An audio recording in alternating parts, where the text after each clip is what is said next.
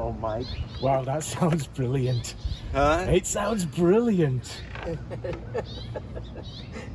There's no baffles in the pipes. Is he gonna stay? Oh my gosh, that looks fantastic. Oh, it's a fun bike. Oh, that is like the epitome of cool, isn't it? Blooming heck, that looks brilliant. It's nicely built. Oh, I like that. That is dead cool. Ah, man. Nice to see you. This went off. Great to see you. This is an awesome bike. Thanks for coming over today, Andy. Well, I appreciate the invite, Mike. It's fun. I owed you a trip over to your place to check out your nice machinery, and of course thought I'd bring you one out of my collection as well. Wow. We have a 1974 Trackmaster framed Triumph. Trackmaster frames were racing frames designed for flat track racing. This bike has a 1965 Bonneville engine in it with a single carb head mounted onto it according to the numbers. Let's talk a little bit about Trackmaster. I've done a little bit of research and read a few things on the internet to kind of educate myself, and have discovered that this company was formed out of an outfit called Sonic Weld, and a fellow by the name of Ray Hensley started the company in somewhere between 67 and 69. Triumph had approached them to build custom racing frames for production racing in American flat track racing. So they developed what is known as a framer, and specially designed frames for flat track racing. The frames are made out of chrome moly steel, and then oftentimes they were nickel plated like this one is, which I think makes it look pretty. The fellow that I bought this bike from reported to me that this bike was built by a fellow by the name of Phil Haskell. And Phil was one of a series of owners of the Trackmaster frame as the company continued on. As I understand it, Phil built this bike for his personal use, and it's just nicely engineered and nicely assembled. It's titled as a 74 with a 65 engine, and you'll notice that he named it the Hot Rod Lincoln, TIG welded here on the headstock, as well as his name is Phil is on the opposite side here. The Trackmaster frame features an oil and frame design, so the Triumph oil tanks are gone. It's all up here in the backbone like the later Triumphs. It has a very unique feature about it. It's fired by an ARD magneto type ignition system. There's no on off. It's either running or not. You know, kill switch cuts all the power. The rest of the electrics are run by a total loss system. There's a small rechargeable lithium battery up under here that runs my tail lights, headlight, stop lights, and horn. And it works well, and you know, you get 2 hours out of it easy. No problem. 2.5 gallon, like a TR6C tank, a little slimline tank, really makes it slender. There's plenty to talk about with this bike. Aside from how beautiful it is, it's got a custom-made airbox. It's running these Pirelli trial tires on shouldered aluminum rims. You can't help but notice that the straight-through exhaust system on it. Yes. 18-inch rear tire, 21-inch front end. These are Harley Works shocks. Oh. They're air dampened, probably came off an XR 750 or something along those lines. So that's Harley. It features a Seriani top triple clamp. I have no idea when this bike was put together. It does have a sticker here that features the 2002 Pikes Peak International Hill Climb event. So maybe at one point Phil took it out there for a ride. The throttle is a Tomaselli quarter turn throttle. Racing throttle, you're on. Yeah, you bump it and it's wanting to go. The way this bike is assembled, it's just so nicely done, you know, subtle touches. It's got this beautiful white pearl paint job. The airbox here, it's custom fabricated. The air cleaners remind me of what you would see on early Husqvarna dirt bikes. Oh, okay. But the mounting's a little bit different, so I don't know if they've had some body work or whatever, but they just remind me so much of what Husqvarna was using on their motocross and woods bikes. It looks so purposeful. It looks real aggressive, doesn't it? I absolutely love it.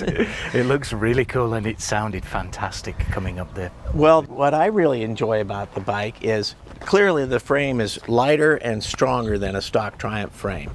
And throwing a lot of the extra bits off of a bike, you know, it's shed some weight, and it's very light. It's very maneuverable. It rides well. Even the skid plate is all fabricated aluminum, and clearly it's had some use because I see some scratches and dings on it.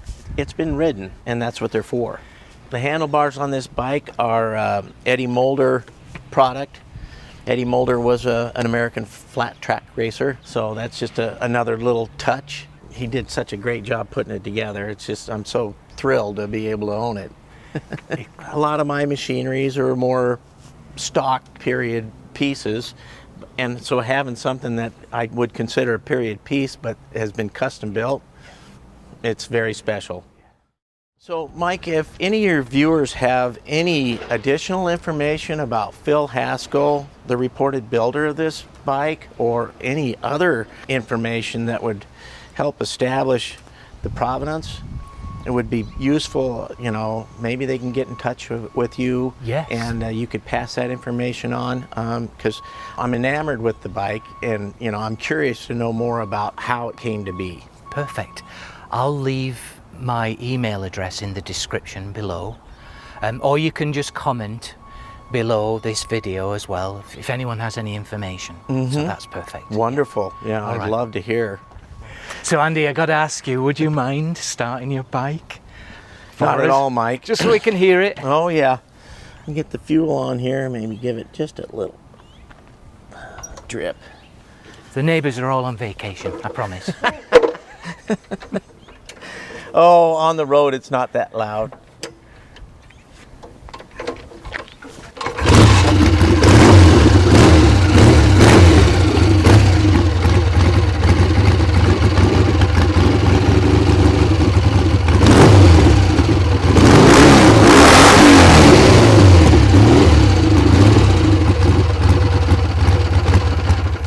Oops. Awesome. Awesome. Thank you very much, Andy. This bike is it's just gobs of fun, you know, because the fact that it's not as heavy as a stock Triumph, you know, 650 engine in it, shed a little bit of weight, and it's just fun to ride. It goes where you point it. I've had a lot of fun with it, and it's good and solid, you know, I don't have any issues with it. So this one's probably a keeper for me. Well, guys, you know what I always say, right? If someone ever offers you a ride on their bike, you have to say yes. And Andy's kindly offered to let me ride round the block.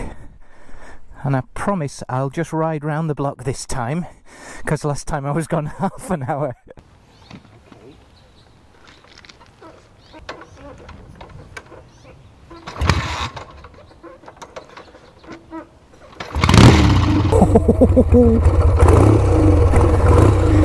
Oh my gosh, it just wants to go. Go get him, Mike.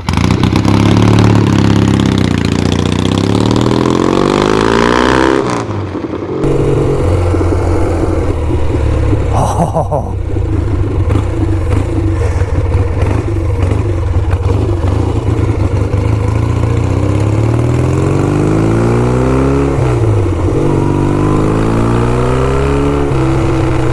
Oh. Listen to that growl.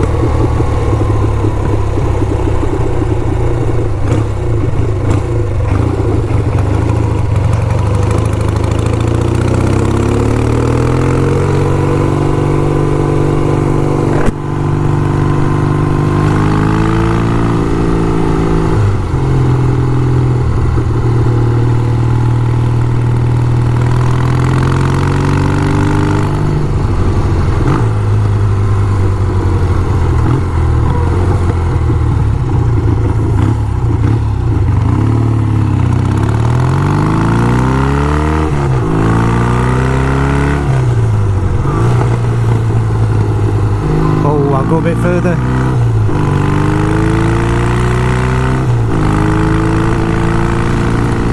Oh, it's absolutely brilliant.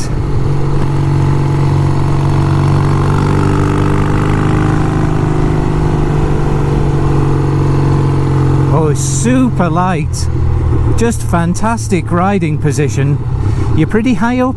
You know, it's a tallish bike for me, but oh, it is. It's really light and flexible, and oh man, this is the sound. Oh, it's really, really well set up.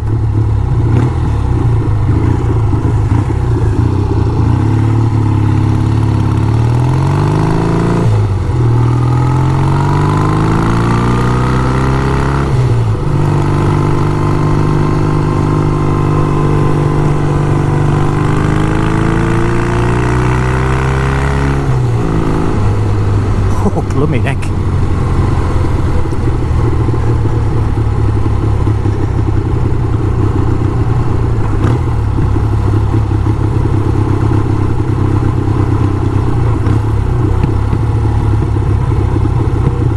It really behaves itself at low speed, but I must say, it makes you want to ride it like a hooligan.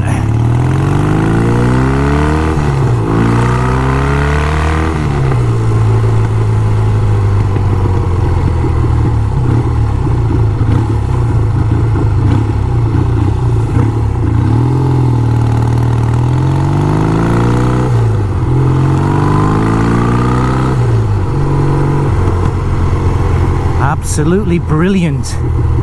Thank you so much, Andy. That was fabulous. I don't think I've ever ridden anything like this before.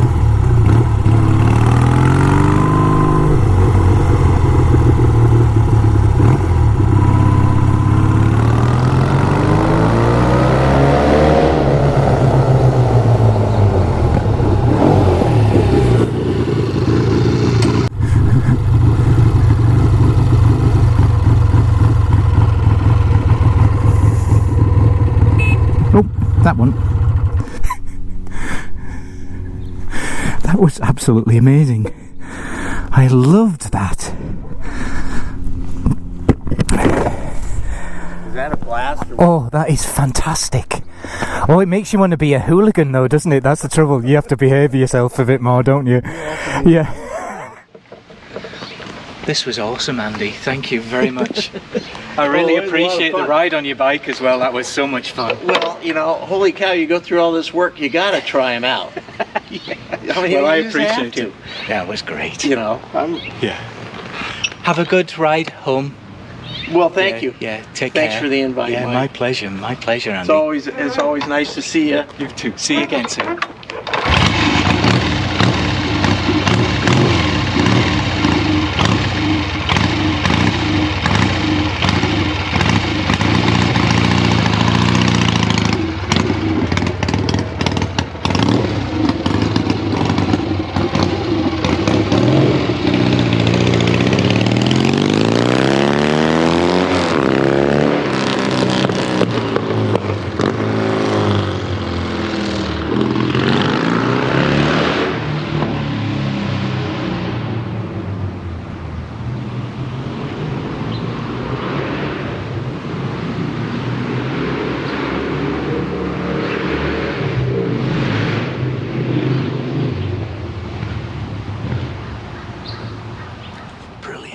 Thanks very much for watching, guys. This has been another tale from the cul-de-sac. Please remember to subscribe and click the little bell and you'll get a notice whenever I release a new video, usually every Sunday morning and sometimes during the week.